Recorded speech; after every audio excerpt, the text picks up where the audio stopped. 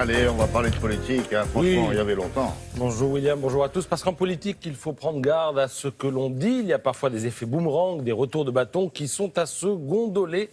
Rappelez-vous, il y a peu, Jean-Christophe Cambadélis raillait la primaire de la droite. Il en parlait comme d'une équipe de foot.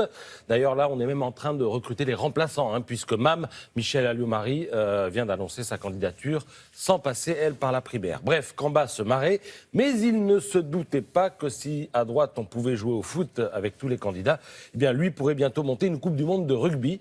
D'où la phrase du jour, tout le monde veut en être, mais la primaire de la gauche, ce n'est pas open bar.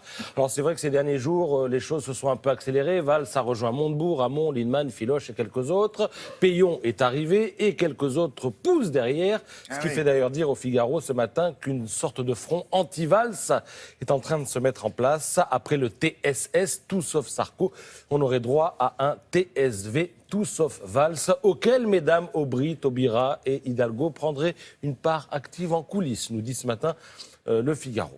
Alors Cambadélis s'est mis en tête de faire le ménage. Confronté à la multiplication des candidatures, il ferme la porte de la belle alliance populaire, d'où est censé sortir le candidat de la gauche, à quelques indésirables. Donc, exit Pierre Laroutourou de Nouvelle Donne, exit Sébastien Nadeau du mouvement des progressistes, un parti fondé, devinez par qui? Par Robert Hue, un revenant. Exit Bastien Faudot du MRC chevènementiste, etc., etc. Cambadélis joue les videurs à l'entrée de la boîte, sauf qu'il le fait à sa manière. Il est beaucoup plus cool avec certains qu'avec d'autres. Il dit partout que la boîte est pleine, mais par derrière, il tente quand même de recruter. Et oui, tout en refusant du monde, il supplie carrément deux autres personnes de venir participer à la primaire de la gauche, alors qu'elles n'ont d'ailleurs jamais eu l'intention de le faire. Ces deux personnes, ce sont Mélenchon et Macron, parce qu'il est là, le poids électoral qui pourrait ruiner le PS, notamment du côté de chez Macron, qui a bien compris qu'il fallait se tenir à l'écart de la basse-cour du PS, et il continue donc de tracer sa route en restant sourd aux appels qu'elle lui lance. Dans les Échos, Cécile Cornudet note qu'après avoir dragué les centristes, eh bien Macron choisit ses mots, les mots travail, les mots pouvoir d'achat, reviennent dans ses discours. Il fait des propositions sur les smicards, pour les smicards, les petits retraités, pour les gens qui vivent dans les quartiers difficiles. Bref, il profite de la dislocation de la gauche pour tenter de la tondre.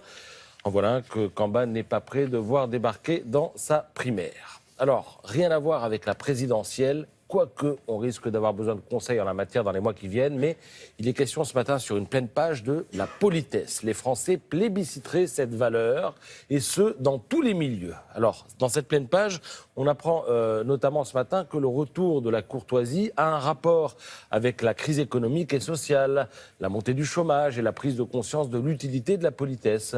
Il y a un lien entre les deux. Quand tout va bien, la politesse, c'est la cerise sur le gâteau. Mais quand les choses deviennent plus difficiles, eh bien, elle reprend toute sa force. Les gestes quotidiens de la politesse deviennent le liant de ce fameux vivre ensemble dont on nous parle tant. Alors, pour finir, 4 règles à observer au bureau si on veut passer pour quelqu'un de poli. La première, c'est qu'il ne faut pas avoir de stress. Il ne faut pas en tout cas exposer son stress, c'est impoli. Petit 2, il faut réapprendre à parler de vive voix parce qu'on fonctionne trop par SMS et par mail. Petit 3, ne jamais hurler. L'IFOP propose un sondage disant que les nuisances sonores engendrent une perte de 30 minutes de travail par jour. Et enfin, bien regarder dans les yeux la personne à laquelle on s'adresse. Et j'en aurais fini avec ceci, William, et avec le petit bisou qui va avec. Bisous.